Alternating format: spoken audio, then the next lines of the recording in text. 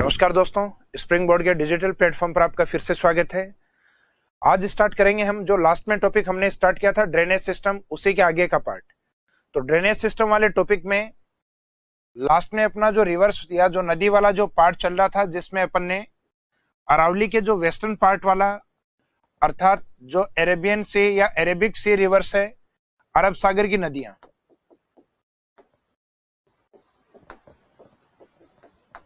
ये वाला portion start किया था, जिसमें जो मेन इंपोर्टेंट रिवर है अरब सागर की ओर लूनी रिवर, उसके बारे में अपन ने लास्ट क्लास में कंप्लीट कर लिया था। उसके बाद में दूसरी प्रमुख जो रिवर है इस साइड में माही रिवर। माही रिवर्स के बारे में कुछ एक पॉइंट्स अपन ने देखे थे। उसका ओरिजिन पॉइंट जो कि मध्य प्रदेश के विंध्याचल पहाड़ी, जहां पे विंध्याचल वैसे माउंटेन के रूप में है, पर्वतमाला के रूप में है, वहां पाई जाने वाली जो पहाड़ियां हैं वो है अमरेरू हिल्स। अमरेरू पहाड़ियों के ऊपर स्थित जो एक लेक है जो कहीं ना कहीं माही के नाम से मिलती जुलती है, जिसको नाम दिया जाता है मेहंद लेक। तो वो मेहंद लेक माही नदी का ओरिजिन पॉइंट माना जाता है और अरब सागर की ओर गल्फ ऑफ खंबात को उसका लास्ट पॉइंट या डिस्चार्ज पॉइंट माना जाता है। और उस एरिया तक जाने के लिए माही लगभग 576 किलोमीटर क्रॉस करती है, जिसमें 171 राजस्थान के अंदर जो ट्राइबल एरिया या जो वागड़ क्षेत्र है वो वाला पार्ट, जिसमें बांसवाड़ा, डूंगरपुर और प्रतापगढ़ क्षेत्र शामिल हैं। तो इस पार्ट तक हमने माही नदी को देख लिया था। इसके कुछ प्रमुख सहायक नदियां जिनको हमने एक ट्रिक्स के माध्यम से देखा था कि ए अन्ना चारपाई में सो जा। तो ए का मीनिंग एराव, अन्ना का मीनिंग आपको बताया था अनास, चारपाई में चाप, में सोजा से मोरेन, सोम एंड जाखम, जिसमें माही में दो प्रमुख नदियां हैं सोम एंड जाखम, जो इसके साथ मिलती हैं तब त्रिवेणी संगम बनाती हैं। और उसी त्रिवेणी संगम के ऊपर आदिवासियों का कुंभ अर्थात जिसको कुंभ ऑफ ट्राइब्स कहा जाता है, उसका आयोजन माघ पूर्णिमा के दिन किया जाता है। तो यहां तक ये चैप्टर हमने लास्ट क्लास में हमने कंप्लीट किया था। उसके आगे हम स्टार्ट करेंगे। एक तो उसके जो सरनाम है माही नदी के, जो लास्ट क्लास में अपन कवर कर चुके हैं, आदिवासी क्षेत्र से बहने के कारण इसको आदिवासियों की गंगा अर्थात गंगा ऑफ ट्राइब्स, कांठल अर्थात प्रतापगढ़ के किनारे से होकर बहने के कारण इसको गंगा ऑफ कांठल, वागड़ रीजन अर्थात आदिवासियों के क्षेत्र से बहने के कारण इसको वागड़ की गंगा, और दक्षिणी राजस्थान में आदिवासियों के लिए चलाई गई पहली परियोजना है, जैसे देश में प्रथम ट्राइब्स के लिए चलाया गया प्रोजेक्ट सवर्णरेखा नदी था। तो इसको राजस्थान के दक्षिण में चलाए जाने के कारण इसको दक्षिणी राजस्थान की सवर्णरेखा नदी कहा गया है। वैसे सवर्णरेखा नदी का मुख्य संबंध है झारखंड वाले क्षेत्र से। तो राजस्थान में जैसे देश में झारखंड क्षेत्र में सवर्णरेखा आदिवासियों के लिए पहला प्रोजेक्ट था, उसी तरीके से राजस्थान के अंदर आदिवासी या ट्राइबल एरिया में माही के ऊपर प्रथम प्रोजेक्ट स्टार्ट किया गया। इस कारण इसे दक्षिणी राजस्थान की सवर्णरेखा के रूप में डिफाइन किया गया है। इसके आगे का जो पार्ट है जो कि एक त्रिवेणी संगम के रूप में है, अर्थात जिसको हम नवाटपुरा या नवाटापरा गांव के नाम से इंडिकेट करते हैं। और इस त्रिवेणी संगम पे मुख्यतः 3 नदियों का संगम होता है, जिसमें मुख्य नदी माही के साथ 2 प्रमुख नदियों का संगम होता है, सोम और जाखम। सोम जो कि उदयपुर की ओर से आती है, जाखम जो कि मुख्यतः प्रतापगढ़ की ओर से आती है।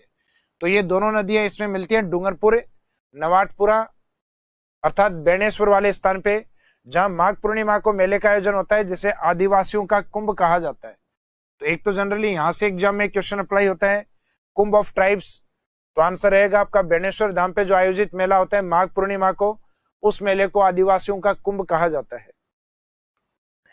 इसके बाद में माही रिलेटेड जो इंपोर्टेंट पॉइंट्स है,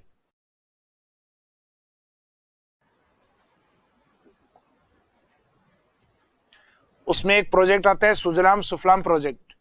सुजलाम सुफलाम जनरली कहा जाता है कि जो माही नदी है उसमें सिल्ट या गाद अधिक आने के कारण सामान्यतः क्या होता है कि जो नदियां होती हैं बहते टाइम इनके साथ मिट्टी होती है, जिसको कहा जाता है सिल्ट अर्थात गाद।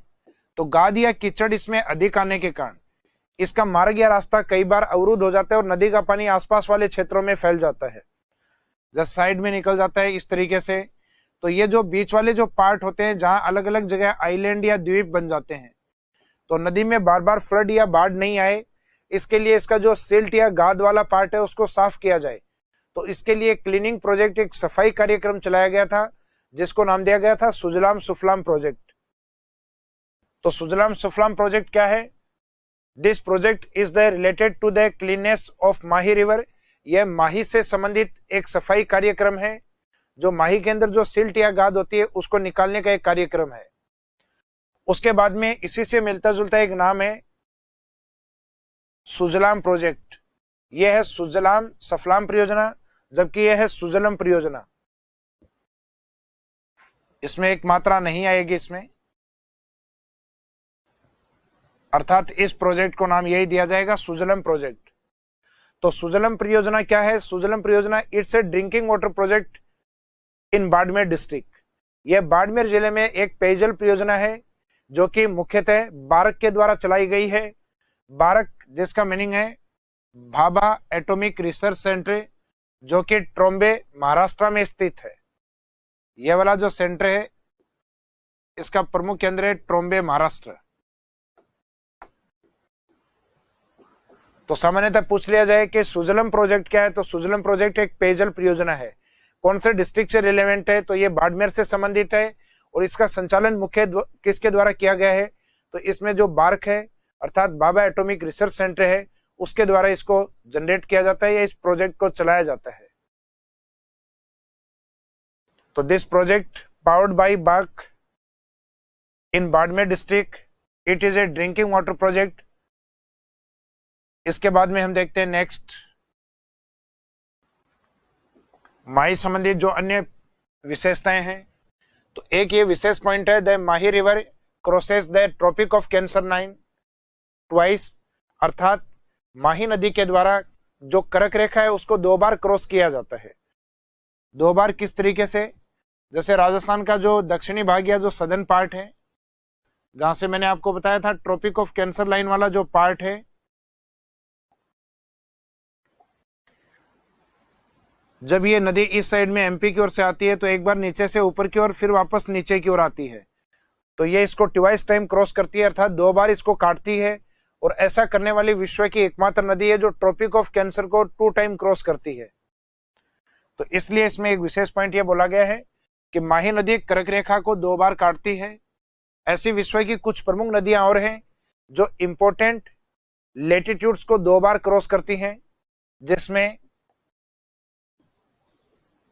ट्रॉपिक ऑफ कैंसर अर्थात भूमध्य रेखा को 2 बार काटने वाली एक प्रमुख विश्व की जो नदी मानी गई है, जिसको कांगो या दूसरा नाम है इसका जायरे रिवर। इसके ऊपर से 23.5 नदन लेटिट्यूड या उत्तरी अक्षांश अर्थात कर्क रेखा को 2 बार क्रॉस करने वाली, जिसको नाम दिया जाता है माही रिवर।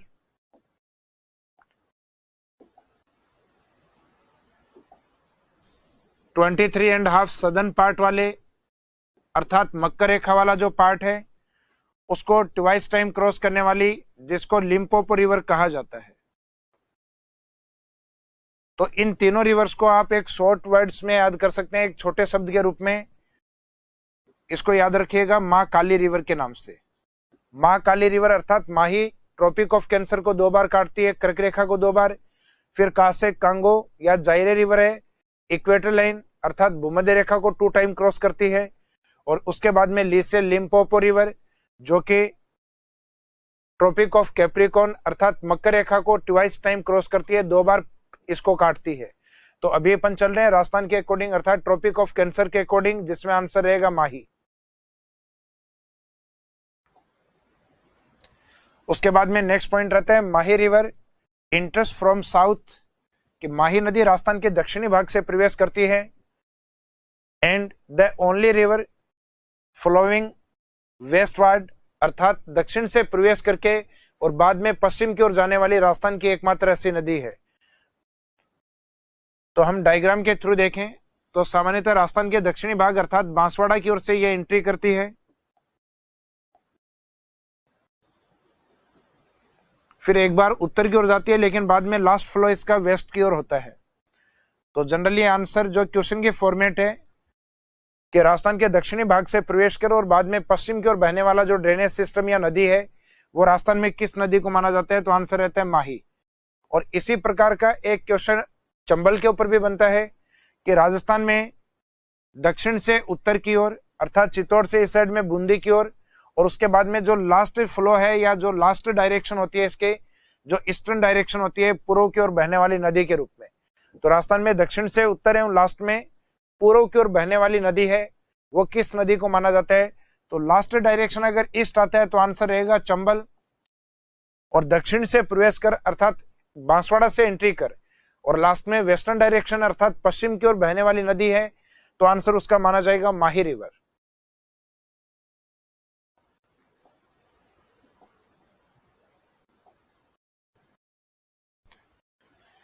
इसके बाद में माही में देखते हैं अपन डैम प्रोजेक्ट अर्थात बांध परियोजनाएं।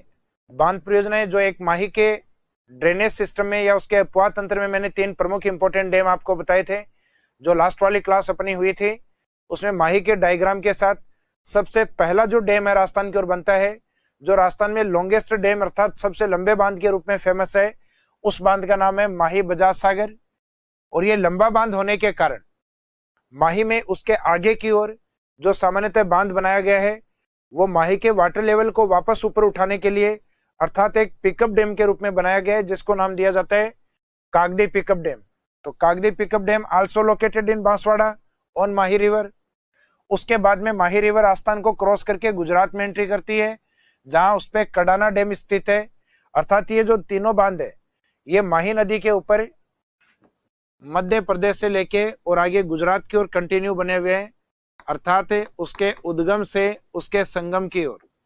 तो जनरली एग्जाम में डैम सीरीज या बांधों का जो क्रम है वो 2 नदियों के ऊपर अप्लाई किया जाता है, एक तो चंबल जिसपे बांधों की संख्या अधिक है, और एक दूसरा ये अप्लाई किया जाता है माही रिवर के ऊपर, माही नदी के ऊपर, जिसपे डैम सीरीज या बांधों का जो क्रम है वो अधिक है। मुख्यतः 3 बांध है जिनको लास्ट से अर्थात डिस्चार्ज पॉइंट से ओरिजिन पॉइंट की ओर पूछा जा सकता है, या ओरिजिन पॉइंट से डिस्चार्ज पॉइंट की ओर अर्थात उद्गम से संगम की ओर पूछा जा सकता है। तो माही के जो 3 डैम है जिसमें 2 बांसवाड़ा में और एक गुजरात की ओर अर्थात कडाना जो डैम है वो गुजरात में माही के नाम से एक डिस्ट्रिक्ट आता है महिसागर। तो ये वाला जो लास्ट वाला डैम है कडाना डैम गुजरात, ये गुजरात के महिसागर डिस्ट्रिक्ट में स्थित है। इसके बाद में माही की जो सहायक नदियां हैं जिसमें एक आती है सोम, जिसके 2 प्रोजेक्ट हैं, एक उदयपुर की ओर एक डूंगरपुर की ओर। उदयपुर का जो प्रोजेक्ट है वो सोम का कागदर में है, और जो डूंगरपुर की ओर है वो कमला अंबा के अंदर है, लोकेशन के नाम है ये। तो सोम कागदर वाला प्रोजेक्ट है ये उदयपुर का पार्ट, और सोम कमला अंबा वाला जो पार्ट है ये डूंगरपुर का पार्ट। और एक इसमें मिलने वाली जो प्रमुख नदी है जाखम, जिसपे बने हुए डैम जिसको हम जाखम कहते हैं। जाखम वाला जो पार्ट है ये प्रतापगढ़ में स्थित है, और प्रतापगढ़ में एक इंपॉर्टेंट सेंचुरी है जिसका नाम है सीता माता अभ्यारण्य, ये मेनली उसी सीता माता सेंचुरी में स्थित है। अब इन जो इंपॉर्टेंट डैम प्रोजेक्ट हैं इसमें सबसे महत्वपूर्ण बांध परियोजना आती है माही बजाज सागर, और एक जो लास्ट वाला है जाखम बांध। जाखम बांध मेन माही रिवर पे नहीं होके उसकी जो ट्रिब्यूटरीज है अर्थात सहायक नदी जिसमें जाखम नदी है उसी के नाम से ही बना हुआ है प्रतापगढ़ की ओर। तो इसमें सबसे पहले देखेंगे अपन माही बजाज सागर बांध, इसकी विशेषताएं क्या है।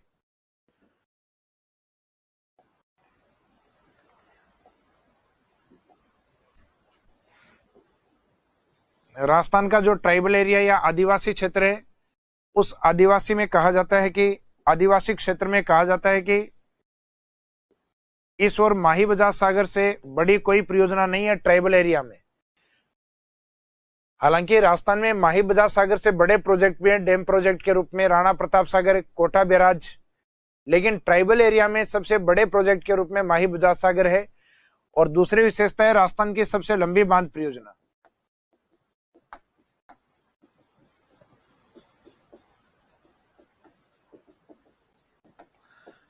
जिसमें डैम प्रोजेक्ट की जो लंबाई है वो 3109 मीटर है, अर्थात किलोमीटर वाइज देखा जाए तो 3.1 किलोमीटर अप्रोक्सीमेट इसका टोटल लेंथ है।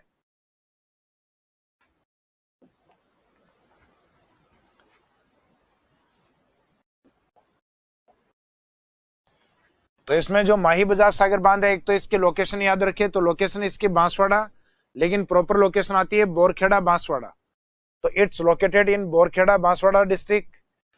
दूसरा है longest dam of Rajasthan state, अर्थात राजस्थान की सबसे लंबी बांध परियोजना, जिसमें इसकी लेंथ है 3109 मीटर, अर्थात 3.1 किलोमीटर में इसको बोल सकते हैं आप।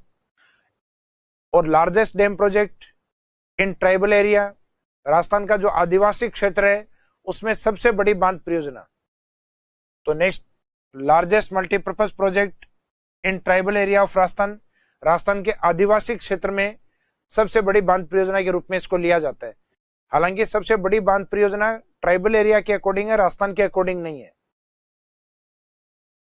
उसके बाद में नेक्स्ट जो डैम, इंपोर्टेंट डैम आता है, इन्हीं में माही की सहायक नदियों में आती है एक जाखम रिवर, जिसपे जाखम डैम प्रतापगढ़ की ओर, जहां पे एक सेंचुरी आता है सीता माता अभ्यारण्य, सीता माता सेंचुरी, वहां ये बांध स्थित है।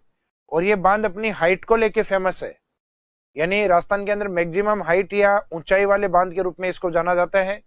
तो इसकी विशेषता है हाईएस्ट डैम इन राजस्थान, राजस्थान के अंदर सबसे ऊंचा बांध, जिसके लिए हाइट मेंशन होती है 81 मीटर। जैसे माही बुझा सागर राजस्थान का सबसे लंबा बांध है, जिसकी लेंथ या लंबाई है वो आती है अप्रोक्सीमेट 3 किलोमीटर के आसपास। तो इसकी लेंथ नहीं, इसका हाइट है, जबकि माही बुझा सागर है उसकी टोटल लेंथ है वो राजस्थान में मैक्सिमम है।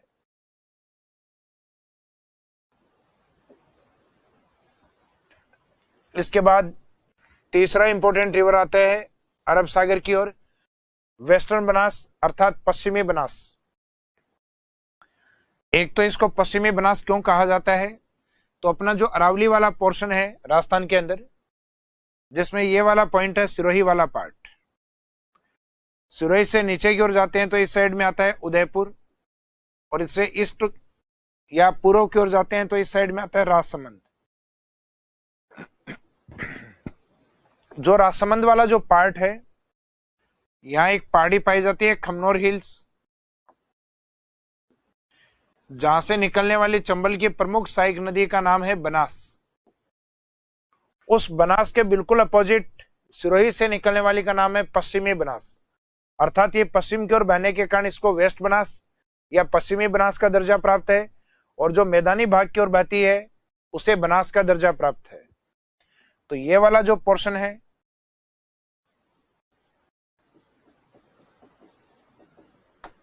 ये वेस्ट बनास वाला पार्ट, जिसका ओरिजिन सिरोही में माना जाता है, यहां पहाड़ी आती है नया शानवारा हिल्स, नया शानवारा से बाद में गुजरात में जाके लिटिल कच्छ में, लिटिल कच्छ का जो रन है गुजरात में, वहां इसका डिस्चार्ज पॉइंट होता है, अर्थात ये संगम करती है। और इस नदी की जो प्रमुख सहायक नदियां हैं, जिसमें एक का नाम आता है सूकली, जो लूणी की सूकड़ी से मिलता जुलता नाम है इसलिए इंपॉर्टेंट है। इसी का एक दूसरा नाम सामान्यतः सिपू भी बोल दिया जाता है। तो इसमें इस नाम को याद रखिएगा, सहायक नदी के रूप में सूकली रिवर, जिसपे बाद में अपन जो ड्रेनेज सिस्टम के ऊपर बनाए गए जो प्रोजेक्ट्स हैं, मल्टीपर्पज प्रोजेक्ट, जिसमें बांध परियोजना के रूप में इसके ऊपर एक डैम प्रोजेक्ट आएगा सूकली की ओर, सिरोही की ओर, जिसका नाम रहेगा सूकली सेलवाड़ा प्रोजेक्ट के नाम से।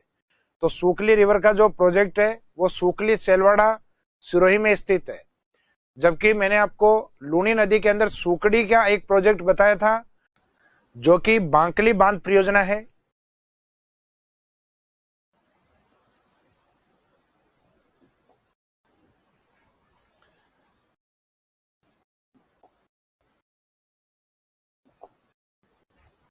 तो वेस्ट बनास से संबंधित जो इंपॉर्टेंट पॉइंट है जो आपको बताएं, एक तो इसका ओरिजिन पॉइंट नया सानवारा सिरोही में, दूसरा है लिटिल कच्छ, अर्थात जो लिटिल कच्छ वाला पार्ट गुजरात वाला हिस्सा है वो इसका डिस्चार्ज पॉइंट लिया जाता है। इसका जो सामान्यतः टोटल लेंथ है वो 226 किलोमीटर, यानी अप्रोक्सीमेट 226 किलोमीटर के आसपास इसकी सहायक नदियों के रूप में है। एक तो कुकड़ी रिवर को माना जाता है। सामान्यतः राजस्थान में वे नदियां जिनके लास्ट में अड़ी लगती है वो लूनी की सहायक नदियों के रूप में आती है, लेकिन एक अपवाद है कुकड़ी, जो कि पश्चिमी बनास का पार्ट है। उसके बाद में आता है सूकली, जिसको सिप्पू भी कहा जाता है। अगर यहाँ पे सूकड़ी होता है तो आंसर होता है लूनी, लेकिन सूकली पार्ट ऑफ वेस्ट बनास। इसकी एक विशेषता है कि आबू और एक गुजरात की और एक नगर है जिसका नाम है डिसा नगर। तो Abu and Deesa nagar are situated on the bank of this river. इस नदी के किनारे राजस्थान की ओर से आबू और गुजरात की ओर से जो डिसा नगर है वो इसके किनारे स्थित है।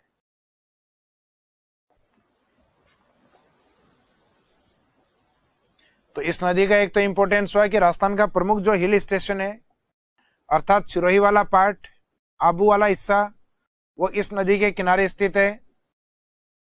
और गुजरात की ओर जाते हैं तो इसी नदी के किनारे डिसा नगर स्थित है। और ये ओरिजिन पॉइंट इसका नया सनवारा, और ये लास्ट पॉइंट इसका लिटिल कच्छ ऑफ गुजरात, अर्थात गुजरात का छोटा कच्छ का रन।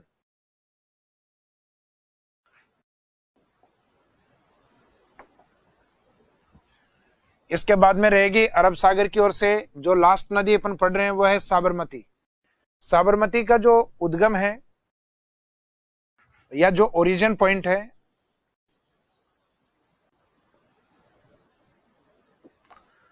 वो राजस्थान में अरावली वाला जो पार्ट है, वहां एक पहाड़ी आती है उदयपुर की ओर, जिनको नाम दिया जाता है पदराना हिल्स, पदराना पहाड़ी। उन पदराना पहाड़ियों से निकल के मुख्यतः जो डेबर लेक है उसमें इसका पानी आता है जयसमंद झील में या डेबर झील में। उसके आगे इस नदी का जो मेन फ्लो है वो बनता है और ये गुजरात की ओर एंट्री करके और लास्ट में उसी स्थान जहां पे माही नदी जाती है वहां पे जाके अपना डिस्चार्ज करती है, जिसको कहते हैं खंबात की खाड़ी, गल्फ ऑफ खंबात। तो इसका जो लास्ट पॉइंट है वो गल्फ ऑफ खंबात या खंबात की खाड़ी के रूप में प्रसिद्ध है, जबकि इसका जो स्टार्टिंग पॉइंट है वो पदराना हिल्स उदयपुर में स्थित है। पदराना हिल्स उदयपुर से लेके और खंबात की खाड़ी तक इसकी जो टोटल लेंथ है वो 4 का स्क्वायर कर लीजिए, अर्थात 416 किलोमीटर, जिसमें से अप्रोक्सीमेट 45 किलोमीटर है ये हिस्सा राजस्थान के अंदर लोकेटेड है। तो राजस्थान में साबरमती का कितना भाग है? 45 किलोमीटर। बाकी जो रिमेनिंग पार्ट है 416 में वो मुख्यतः गुजरात। इसका मीनिंग एक राजस्थान की ये वो नदी भी है जिसका ओरिजिन राजस्थान से होता है, लेकिन मेन कैचमेंट एरिया इसका गुजरात में है। इस नदी से संबंधित एक तो इसकी प्रमुख सहायक नदियां या ट्रिब्यूटरीज ऑफ साबरमती रिवर जो एग्जाम के लिए इंपॉर्टेंट हैं, उनको याद रखिएगा, क्योंकि राजस्थान के अंदर जो वाटर टनल अभी तक बने हुए हैं, अर्थात जो जल सुरंगें बनाई गई हैं, वो राजस्थान में केवल साबरमती की सहायक नदियों पे ही बनाई गई हैं।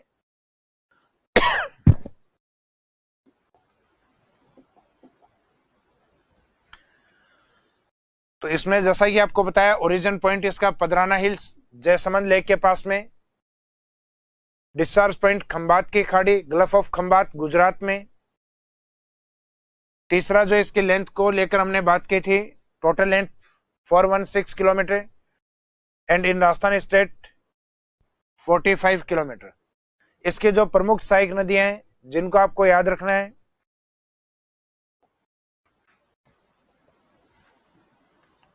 अगर ट्रिक वाइज आपको जल्दी याद हो तो इनको याद रखने की कुछ एक ट्रिक्स भी हैं। वैसे हमें मावा चाहिए,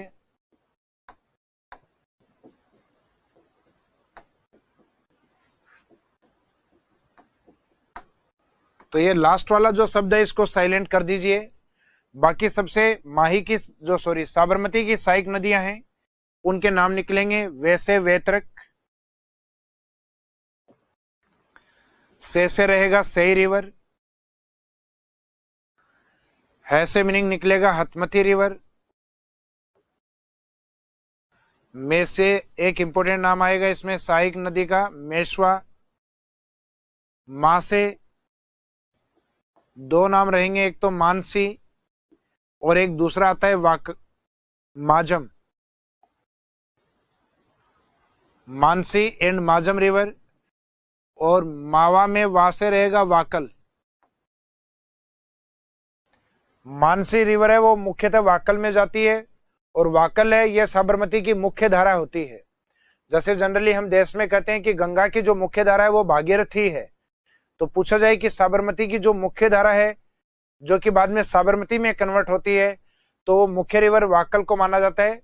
वाकल में मिलने वाली जो सहायक नदी है वो कौन सी है? मानसी। तो मानसी डायरेक्ट साबरमती का पार्ट नहीं है, मानसी वाकल में आएगी, बाद में वाकल है वो मेन साबरमती में आती है। यानी मुख्य जो साबरमती की धारा है वो वाकल के रूप में बहती है स्टार्टिंग में।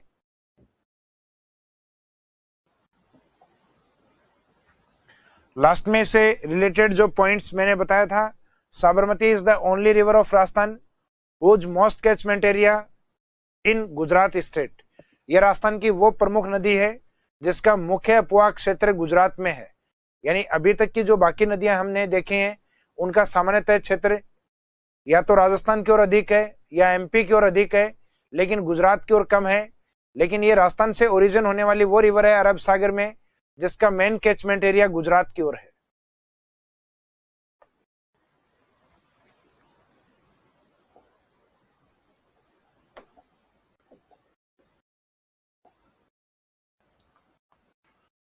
अब इस नदी के ऊपर कुछ इंपॉर्टेंट वाटर टनल्स हैं जो आपको याद रखने हैं, जिसमें एक सेई टनल अर्थात सेई जल सुरंग। एक तो इसकी लोकेशन जो कि उदयपुर से पाली के बीच में है। इस टनल के बारे में आपको तब बताया था जब मैं आपको जवाई बांध के बारे में अर्थात जब लूनी रिवर आपको करवाया था, उस समय इस डैम के अंदर जब पानी की कमी होती है तो वाटर सप्लाई सेई टनल उदयपुर से दी जाती है। First water tunnel of Rajasthan state अर्थात राज्य की पहली जल सुरंग के रूप में इसको जाना जाता है। तो first water tunnel of Rajasthan यह राजस्थान की पहली जल सुरंग है। तो ये किस बांध में पानी की जलापूर्ति करती है? तो वाटर सप्लाई इनटू जवाई डैम जो कि पाली में स्थित है। इसके बाद में इसकी सहायक नदियों में मानसी और वाकल, जिसमें मानसी वाकल में जाती है। ये जो वाटर टनल है ये मुख्यतः उदयपुर में स्थित है। जैसे सेई था उदयपुर से पाली, और ये ओनली लोकेटेड इन उदयपुर, यह केवल उदयपुर में स्थित है। और इसका जो पानी है वो सप्लाई होता है देवास परियोजना, जिसका नाम चेंज करके अभी वर्तमान में मोहनलाल सुखाड़िया परियोजना।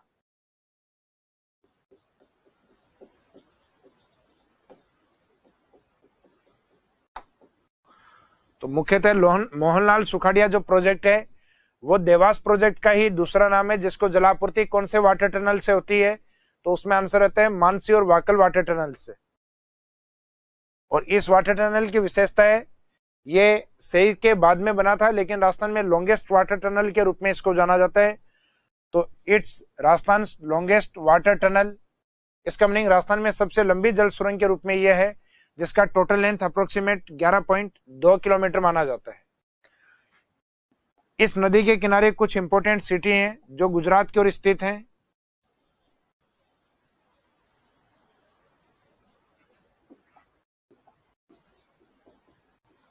गुजरात की ओर ये नदी जाती है, तो इसके किनारे एक तो गुजरात का महत्वपूर्ण सिटी अहमदाबाद,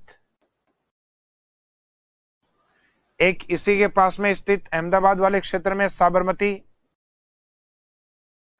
जहां से संबंध रहा है गांधी जी का साबरमती आश्रम, और इसी के किनारे गुजरात का कैपिटल गांधीनगर। तो मुख्यतः ये जो तीनों प्रमुख सिटी हैं अहमदाबाद, साबरमती और गांधीनगर, इन तीनों का संबंध मुख्यतः साबरमती के किनारे से है, यानी ये इसी के बैंक या किनारे पे स्थित है।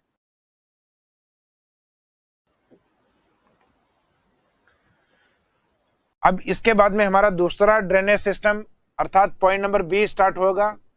स्टार्टिंग में हमने ड्रेनेज सिस्टम को 3 पार्ट्स में डिवाइड किया था, जिसमें स्टार्टिंग वाले पार्ट में हमने लिया था अरेबिक सी रिवर्स को अर्थात अरब सागर की नदियों को। दूसरा पोर्शन था इनलैंड ड्रेनेज सिस्टम अर्थात अंतः प्रवाही नदी। तीसरा पॉइंट आता है इसमें बे ऑफ बंगाल अर्थात बंगाल की खाड़ी की नदी। तो अभी अपन ने इस वाले पोर्शन को कवर किया है, अरब सागर वाले को। अब रहेगा अपना इनलैंड ड्रेनेज रिवर्स अर्थात अंतः प्रवाही नदियां। अंतः प्रवाही नदियां राजस्थान में प्रमुख कौन कौन सी नदियां हैं? अंतः प्रवाही नदियों की अगर हम बात करें तो सामान्यतः राजस्थान के उत्तरी भाग में हिमालय की ओर से आने वाली एक इंपॉर्टेंट रिवर है, जो हिमालय में हिमाचल की ओर एक प्रमुख पहाड़ियां जिनको हम नाम देते हैं कालका हिल्स।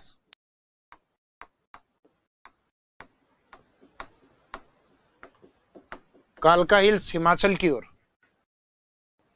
वहां से पंजाब हरियाणा को क्रॉस करते हुए हनुमानगढ़ के पास ये नदी एंट्री करती है, जहां एक विलेज आता है तलवाड़ा विलेज।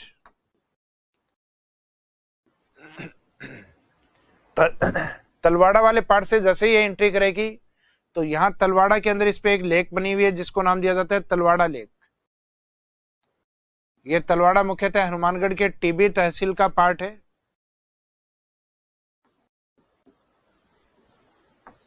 टीबी तहसील हनुमानगढ़, यहां से ये नदी आगे की ओर फ्लो करती हुई हनुमानगढ़ गंगानगर को क्रॉस करके और लास्ट में पाकिस्तान पहुंचती है, और वहां इसका जो लास्ट पॉइंट है वो माना जाता है फोर्ट अब्बास को।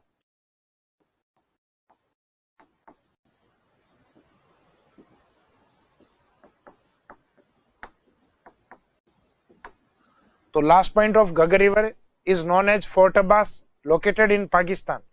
घग्गर का जो अंतिम बिंदु है वो फोर्ट अब्बास के नाम से प्रसिद्ध है, जो मुख्यतः पाकिस्तान की ओर स्थित है। इसके किनारे हनुमानगढ़ की ओर दो प्रमुख सिविलाइजेशन या सभ्यताएं भी विकसित हुई हैं, जिनके नाम है कालीबंगा और पीलीबंगा।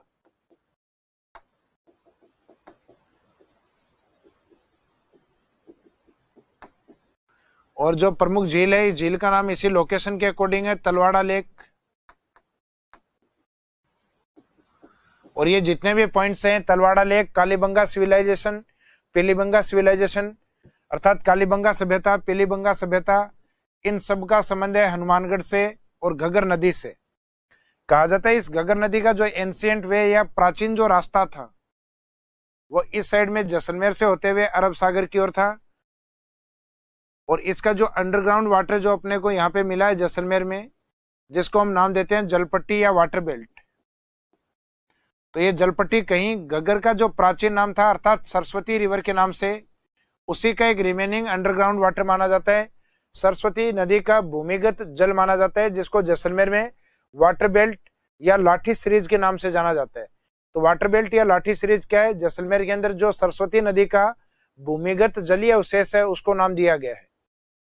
इस नदी के इस प्राचीन मार्ग को खोजने के लिए दक्षिणी भारत के यानी सदर्न इंडिया से दो प्रमुख नदी विशेषज्ञों को बुलाया गया है, जिनका रिवर्स को लेकर नॉलेज काफी बेटर था। उसमें एक हनुमंता राय और दूसरे श्री राम वाड्रे।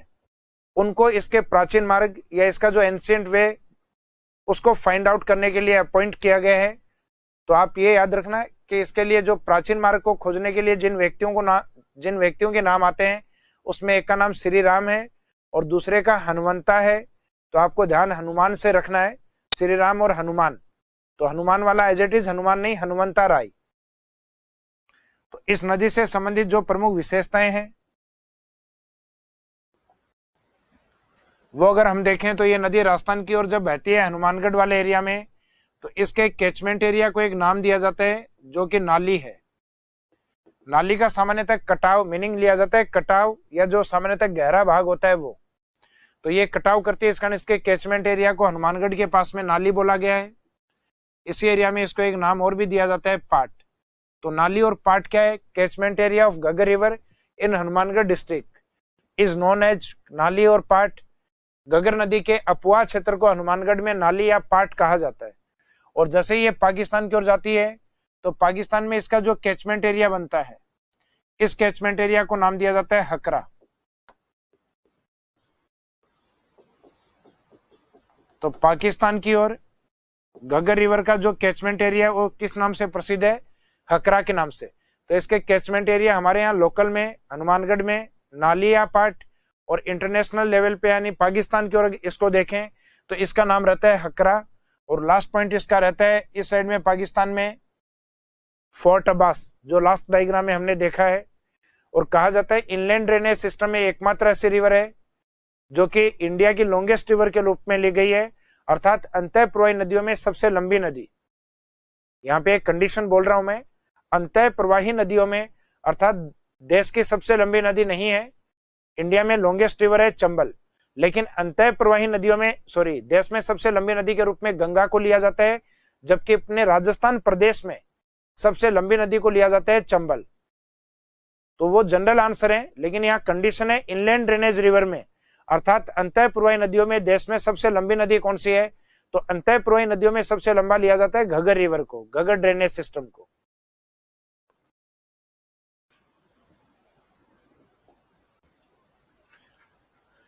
एक तो घग्गर में आपको याद रखना है इसके जो अदर नेम है वो क्या क्या है। तो एक तो इसका प्राचीन नाम है Saraswati, meaning ancient name of Ghaggar river. दूसरा इसको नट रिवर या इसको सोता रिवर भी कहा जाता है। इसमें पानी की वर्तमान में कमी होने के कारण इसको डेड रिवर या मृत नदी का दर्जा भी प्राप्त है। नेक्स्ट आता है इसे दृष्टद्वती नदी, ये दर्जा भी इसी नदी को दिया गया है। जनरली एग्जाम में एक तो ये क्वेश्चन पूछा जाता है सरस्वती नदी किस नदी का प्राचीन नाम है, और आजकल एग्जाम में जनरली इसके ऊपर भी क्वेश्चन अप्लाई होते हैं कि डेड रिवर या मृत नदी का दर्जा किसे प्राप्त है, तो ये दर्जा प्राप्त है घग्गर रिवर को।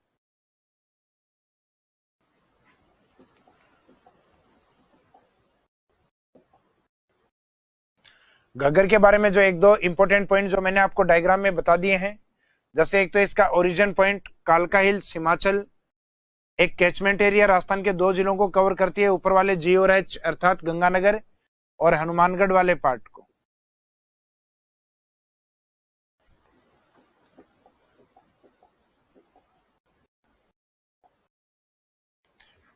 घग्गर का जो कैचमेंट एरिया जो हमने अभी देखा है, नाली या पाट वाला क्षेत्र है वो हनुमानगढ़ में स्थित है, और जो हकरा वाला पोर्शन था ये पाकिस्तान के अंदर है।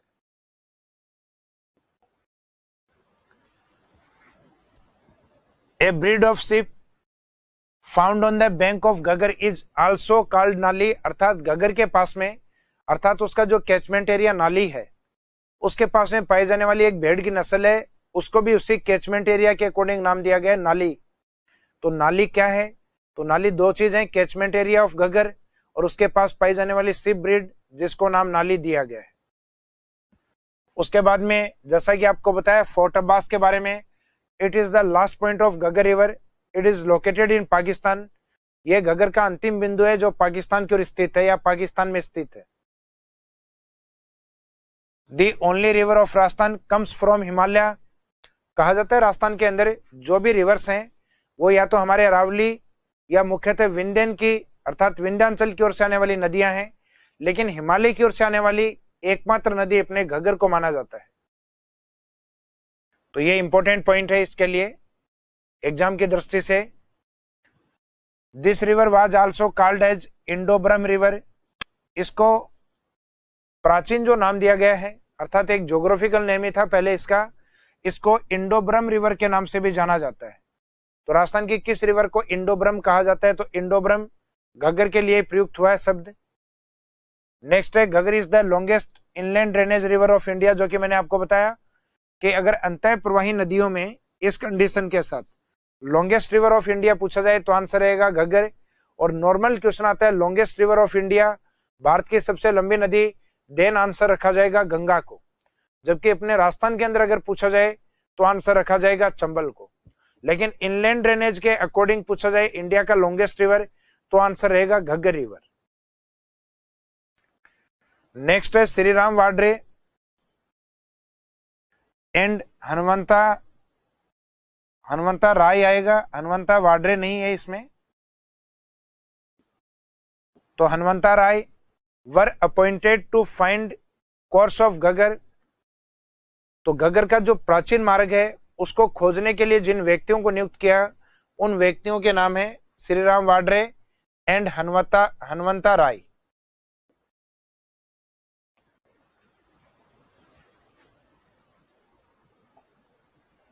इसके बाद में अंतः प्रवाही नदियों में दूसरी जो प्रमुख नदी है जिसे हम देखेंगे, जिसे हम कवर करेंगे मुख्यतः कांतली रिवर के रूप में।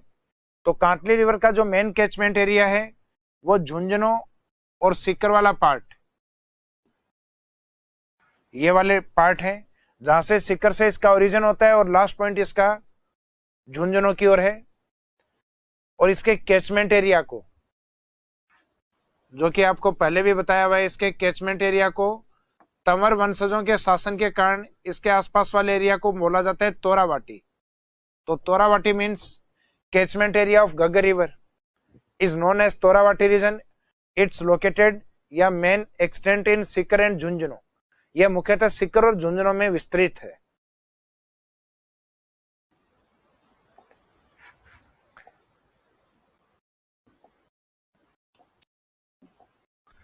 तो सामान्यतः इस नदी का जो कैचमेंट एरिया है,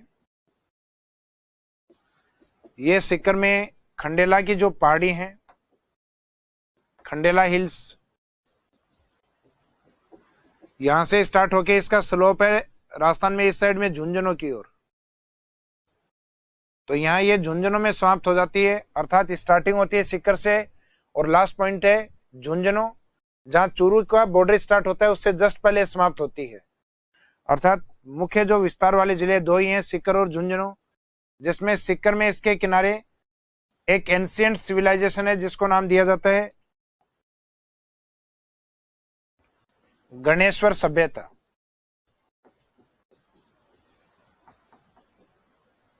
जो कि नीमका थाना में कांतली नदी के किनारे स्थित है। दूसरा पार्ट है सिविलाइजेशन का जो कि झुंझुनू की ओर और सुनारी सिविलाइजेशन के नाम से स्थित है। सुनारी सभ्यता और झुंझुनू के खेतड़ी की ओर स्थित है। इसका मीनिंग ये दो सिविलाइजेशन है जो इस नदी के किनारे पे डेवलप हुई हैं, जो सामान्यतः आपके हिस्ट्री में भी पढ़ने को आपको मिलेंगी। क्योंकि राजस्थान की जो सिविलाइजेशन या सभ्यताएं हैं उनके बारे में जो पार्ट आता है, जो पोर्शन आता है, वो मुख्यतः हिस्ट्री का पोर्शन होता है। इसके बाद में अंतःप्रवाही नदियों में नेक्स्ट प्रमुख नदी है बाणगंगा रिवर। तो बाणगंगा रिवर है, उसका जो ओरिजिन है वो मुख्यतः जयपुर की बैराट पहाड़ियों से होता है। बैराट हिल से निकलने के बाद ये दौसा को क्रॉस करते हुए भरतपुर तक पहुंचती है, यानी बीच में इसमें एक डिस्ट्रिक्ट और रहेगा दौसा। बैराट का मीनिंग है जयपुर वाला पार्ट। तो इसका जो कैचमेंट एरिया है जयपुर, दौसा और भरतपुर वाला पार्ट। आगे पहले इसका जो क्षेत्र है नदी का, ये यमुना तक हुआ करता था, लेकिन वर्तमान में इसमें पानी की कमी आने के कारण इसका जो आगे का भाग है सूख गया। इस कारण इसको कहा जाता है बी हेडेड रिवर, यानी अपनी मुख्य नदी में गिरने से पहले जो नदियां समाप्त होती हैं उनके लिए इस शब्द को काम में लिया जाता है बी हेडेड रिवर, अर्थात रुंडित नदी। तो राजस्थान में जो रुंडित नदी है, यह मुख्य नदी में गिरने से पहले समाप्त होने वाली जो नदी है, उस नदी को नाम दिया जाता है बाणगंगा नदी या रुंडित नदी। तो इसके कुछ एक नाम है। इसका कैचमेंट एरिया जो कि मैंने आपको अभी बताया है, तो कैचमेंट एरिया है इसका बैराट पहाड़ी, जयपुर से निकलने के बाद जयपुर, दौसा और भरतपुर वाला पार्ट। भरतपुर में जो पक्षी अभ्यारण्य है अर्थात केवलादेव, वहां इस नदी पे एक डैम बना हुआ है जिसका नाम है अजान डैम। तो इस नदी के ऊपर दो प्रमुख बांध भी हैं, जैसे भरतपुर की ओर अजान और एक जयपुर की ओर है रामगढ़ डैम, रामगढ़ बांध। लोकल नेम ऑफ बाणगंगा, यानी इसके जो स्थानीय नाम जो और अधिक प्रचलित हैं बाणगंगा के अलावा, तो एक तो नाम दिया जाता है गंगा ऑफ अर्जुन, अर्थात अर्जुन की गंगा, एक इसको ताला रिवर और एक इसको रुंडित नदी। तो रुंडित नदी कहने का इसके पीछे रीजन क्या है, अपना जो मेन कोर्स या जो मेन पार्ट है उससे पहले ये नदी समाप्त हो जाती है।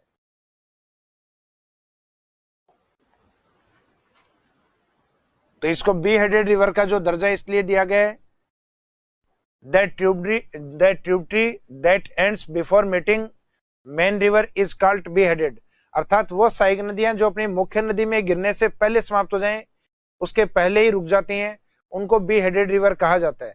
और ये दर्जा अपनी बाणगंगा रिवर को 2012 अर्थात 2012 में दिया गया है। तो Banganga river is includes in be headed river in 2012, अर्थात 2012 में ये नदी है ये बी हेडेड रिवर अर्थात रुंडित नदियों के अंदर इसको शामिल किया गया।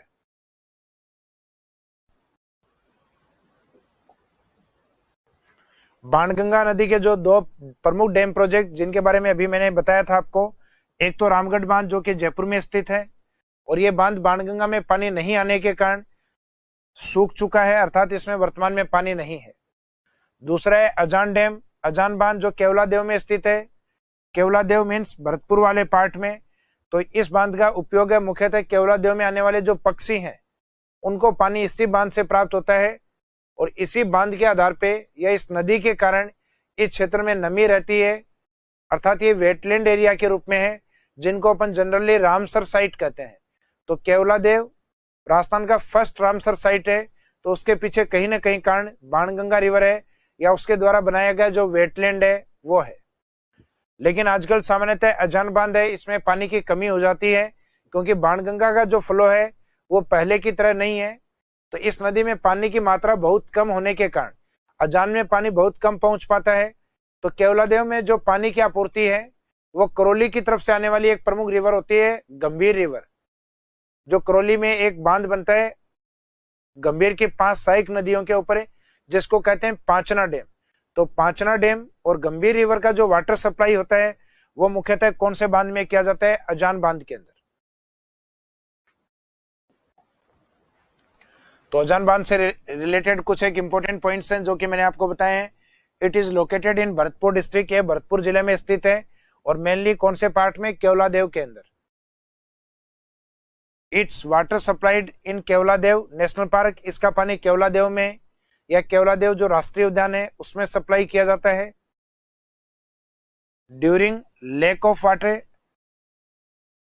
इन this dam water supplied from Panchna dam और गंभीर रिवर, जब इस बांध में पानी की कमी होती है तो जलापूर्ति मुख्यतः पांचना बांध अर्थात करौली वाले पार्ट से या पांचना बांध के बाद जो फ्लो होता है वो सामान्यतः गंभीर रिवर का होता है। पांचना डैम जहां गंभीर में 5 नदियां मिलती हैं उसको कहा गया है और उसके बाद में जो गंभीर का फ्लो है मेन, तो गंभीर का पानी या पांचना डैम का पानी है ये अजान डैम में सप्लाई किया जाता है।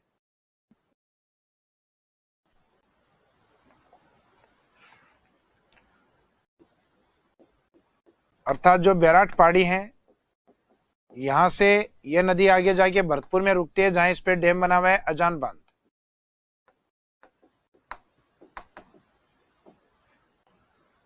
यह राजस्थान के पूर्वी भाग की ओर है।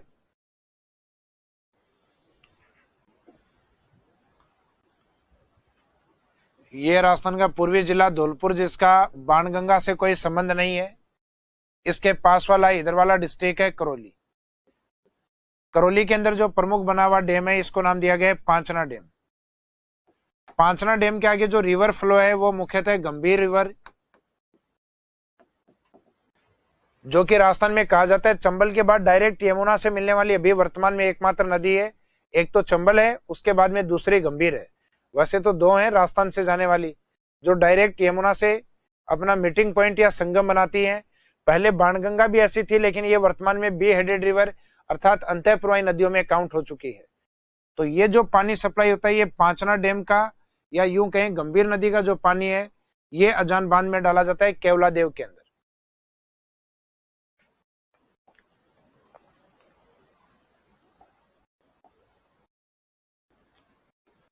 नेक्स्ट रिवर है साबी रिवर। साबी रिवर इसका ओरिजिन पॉइंट मुख्यतः सेवर हिल्स जयपुर पहाड़ियों को माना जाता है और जयपुर के अलावा ये अलवर को क्रॉस करते हुए और लास्ट में हरियाणा का गुड़गांव प्लेन है वहां जाके समाप्त होती है। तो इस नदी का एक तो प्रमुख संबंध है हरियाणा के गुड़गांव मैदान से और एक जयपुर के अंदर सिविलाइजेशन हुई थी जो किसी दूसरे डिस्ट्रिक्ट के नाम से मैच होता हुआ नाम है जोधपुरा सिविलाइजेशन। वो जोधपुरा सभ्यता मुख्यतः इसी नदी के किनारे डेवलप या विकसित मानी जाती है।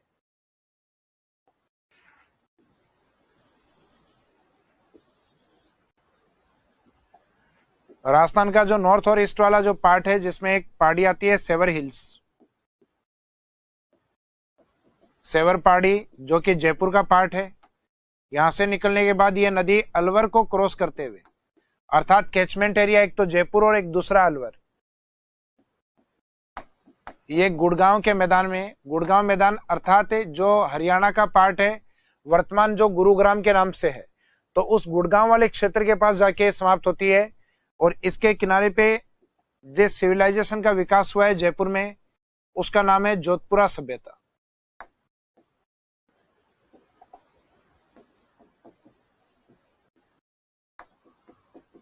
तो सामान्यतः जो जोधपुरा सभ्यता है वो राजस्थान में किस नदी से जुड़ी हुई है, तो इसका नाम है साबी रिवर।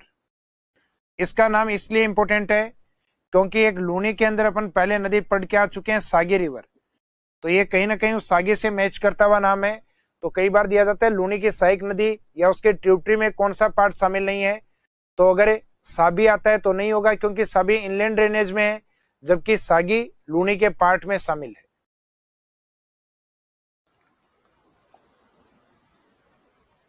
एक नेक्स्ट रिवर आती है रूपारेल रिवर, जिसको वराहा रिवर भी कहा जाता है। तो रूपारेल या जो वराहा रिवर है वो राजस्थान के पूर्वी भाग अर्थात जो अलवर वाला पार्ट है, वहां से प्रमुख पहाड़ियां आती हैं, उदयनाथ हिल्स। वहां से निकलने के बाद ये भरतपुर के अंदर आके समाप्त होती है, जहां इस पे एक लेक बनी है भरतपुर में। इस लेक को नाम दिया जाता है मोती झील। जनरली इस लेक का जो वाटर यूज है या पानी का जो उपयोग है वो सामान्यतः एग्रीकल्चर में होने के कारण इसे लाइफ लाइन ऑफ भरतपुर भी कहा जाता है। तो एक तो इस नदी का कैचमेंट एरिया आपको याद रखना है, और एक दूसरा इसका उपनाम क्या है, वराहा रिवर के रूप में। तो वराहा नदी किसे कहा जाता है, रूपारेल नदी को। Catchment area Alwar and Bharatpur अर्थात मेवात क्षेत्र। और जो मोती झील इस पे बनी हुई है, यहां से इस झील से लोहागढ़ की ओर जो भरतपुर का फोर्ट है उस ओर पानी की सप्लाई की गई है। और पानी की सप्लाई के लिए जो लिंक बनाया गया है वहां तक, लोहागढ़ तक, उसको नाम दिया गया है सुजान गंगा। तो इस नदी से जुड़े हुए जो दो पॉइंट इंपॉर्टेंट है, एक तो मोती झील वाला पॉइंट और एक दूसरा है सुजान गंगा के माध्यम से इसका पानी लोहागढ़ के चारों ओर डाला जाता है।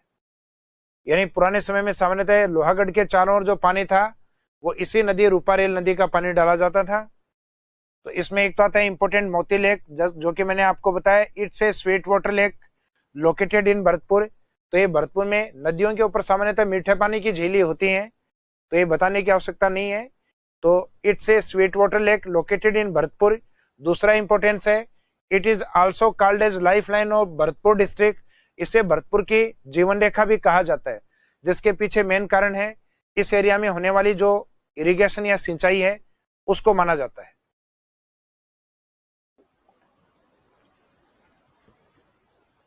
जिसमें मैंने आपको ये वाला एक लिंक बताया सुजान गंगा, तो इट्स ए लिंक और चैनल विच कनेक्ट मोती लेक टू लोहागढ़।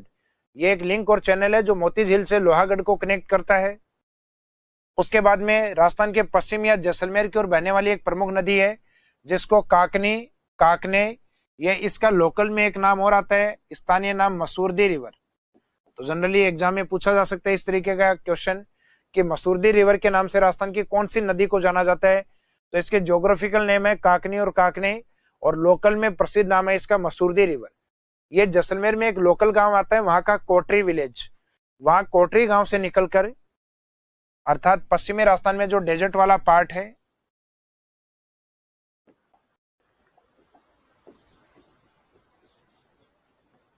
जो ओरिजिन पॉइंट है, ये है कोटरी विलेज। यहां से निकलने के बाद ये बालूकाई स्तूपों के बीच में अर्थात जैसलमेर वाले एरिया की ओर ये समाप्त होती है, जहां इसमें एक झील बनती है भुज लेक। तो ये भुज लेक है, ये जैसलमेर में इसी नदी पे स्थित है। तो इस नदी का जो इंपोर्टेंस है, एक तो इसके उपनाम अर्थात मसूरदी नदी, और दूसरा इंपोर्टेंस इस लेक को लेकर होता है।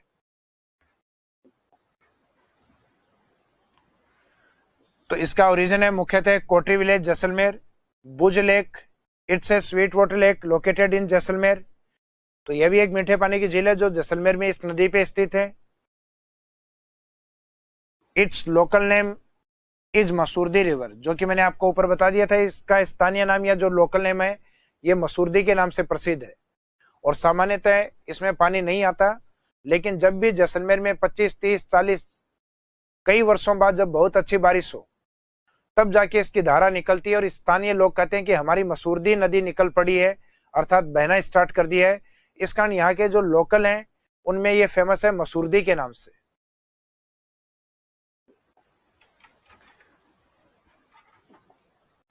फिर लास्ट में जो सांबर वाला पार्ट है उसमें राजस्थान की कुछ प्रमुख अंतः प्रवाही नदियां हैं जो आके मिलती हैं। वो अंतः प्रवाही नदियां सांबर में मिलने वाली हैं। उसमें सबसे इंपॉर्टेंट रिवर होती है मेंथा रिवर, और सांबर नदी है जो सांबर लेक है उसमें मिलने वाली जो नदियां हैं वो एक विशेष प्रकार का रिवर पैटर्न बनाती हैं। जब किसी एक पॉइंट पे, जहां एग्जांपल हम सांबर ले रहे हैं, किसी एक पॉइंट पे चारों ओर से आके नदियां मिलना स्टार्ट कर देती हैं, तो इस प्रकार के रिवर पैटर्न को नाम दिया जाता है सेंट्रीपिटल रिवर पैटर्न, अर्थात अभिकेंद्रीय नदी प्रतिरूप। और नदियां किसी अगर एक सेंट्री या हिल से चारों ओर बहना स्टार्ट करते हैं, इस तरीके का जो रिवर पैटर्न होगा इसे कहा जाता है अपकेंद्रीय नदी प्रतिरूप। अर्थात ये जो सेंट्रीपिटल के नाम से है और वो सेंट्रीफ्यूगल के नाम से अपकेंद्रीय नदी प्रतिरूप। तो सांबर में नदियां चारों ओर से आके एक पॉइंट पे मिलती हैं, इस कारण इसको सेंट्रीपिटल रिवर पैटर्न भी कहा जाता है। तो सेंट्रीपिटल रिवर पैटर्न का सबसे बेस्ट एग्जांपल सांबर को माना जाता है। इसमें मिलने वाली जो प्रमुख नदियां हैं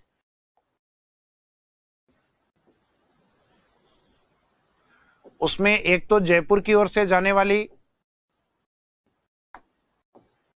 मेंथा रिवर, जिसको जनरली अपन मेंढा रिवर भी कहते हैं, ये जयपुर में मनोहरपुर की पहाड़ियों से आती है।